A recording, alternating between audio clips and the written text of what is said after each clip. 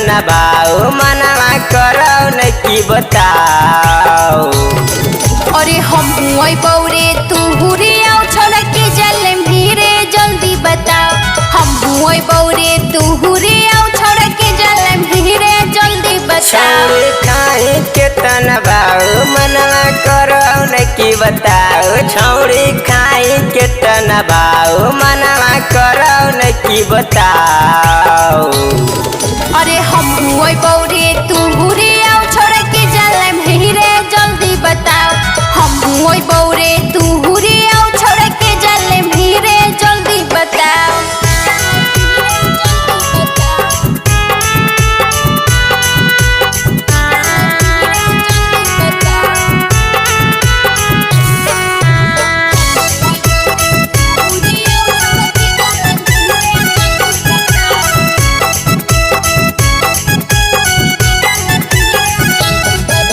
गाँव के बहराबाई में की पातुआ बाजार लगे।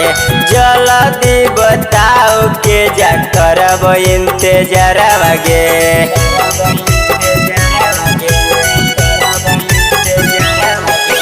पढ़े के बहाना छौरा मिले चली अइबौ।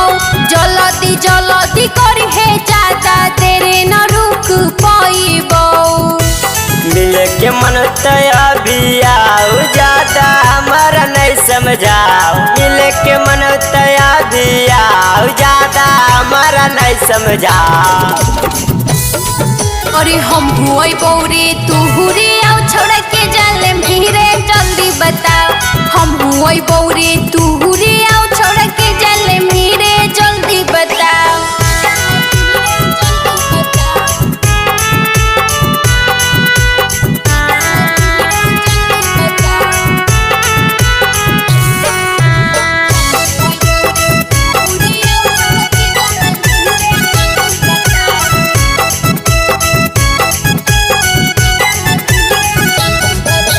बड़ी दिन से छौड़े तोरा करल है पीछा गे। आज लेना पूरा कैनी पनामा के इच्छा गे।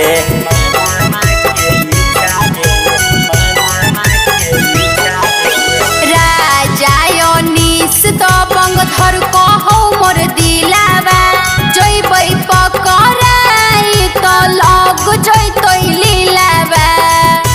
छौड़ी बहाना कौन बना नयापन पगल के तरफाओ। छौड़ी बहाना कौन बना नयापन पगल के तरफा। अरे हम हुए बौरे तू